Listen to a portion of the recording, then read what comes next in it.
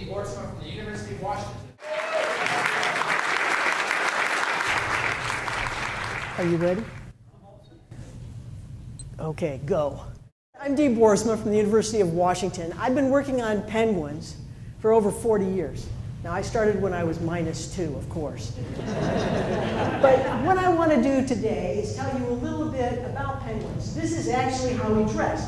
So when I come to formal events like this, I just lower my knee pads.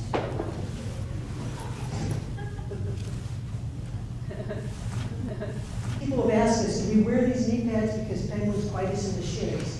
But no, it's because we get up and down all the time. And if you're old, you want your knee pads. We have the layered look, because you never know when the winds of Patagonia are really going to blow very hard. You have this hook, because if Don tries to take me off, I take him out.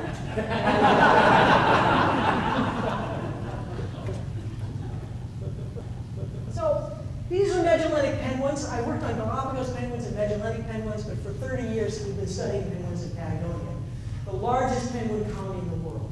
And what I want to emphasize to you tonight is science is really fundamental, because it's science that you need for conservation. You need it to affect public policy, as we've heard tonight so many times. And of course, you need it for advocacy. Because without science, we have no bounds. We have no way to make good public policy. We have no way to change people's opinions. And it's only people that can save the world. Penguins, I believe, are important ocean sentinels. And people like penguins.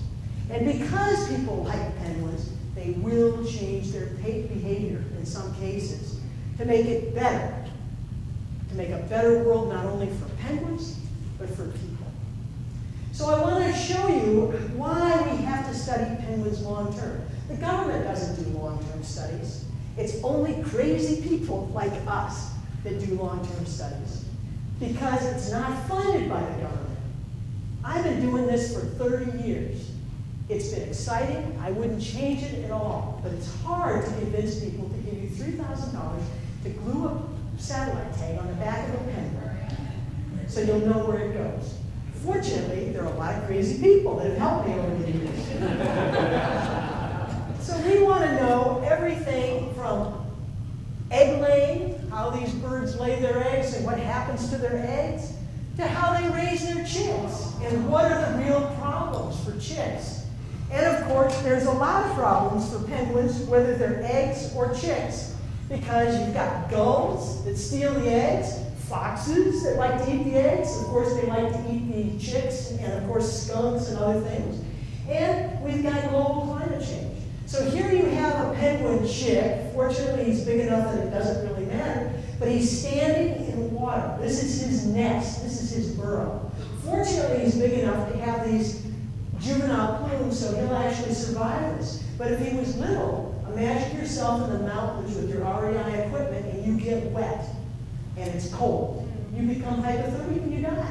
And so the major problem for these penguins now is we're getting more frequent rainfall events, bigger rainfall events, and they don't like to live in swimming pools.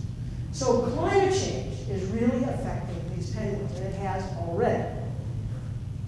There are a lot of things that affect these penguins, and I just wanted to show you our long-term data set to say that in every year, the major cause of chick death is that they starve.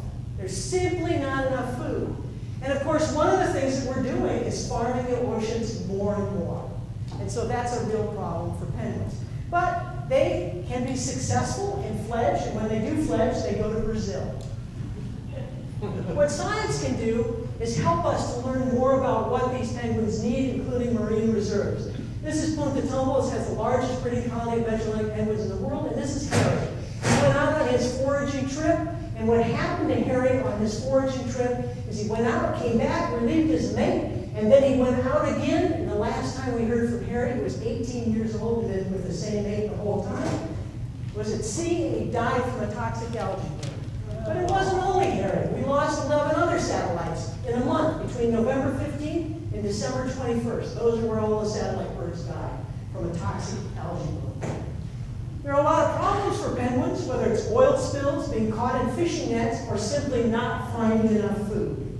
But if we want to have Magellanic penguins in great numbers at Punta Tombo for our generation and future generations, we have to protect them so that we can continue to hear the call of the Magellanic penguin. I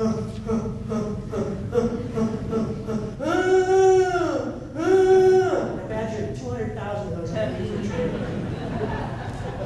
So if you want to know more about penguins, we have a book up here that's available, and we just finished it, and it just was printed by University of Washington Press about 5 days ago. So thank you very much.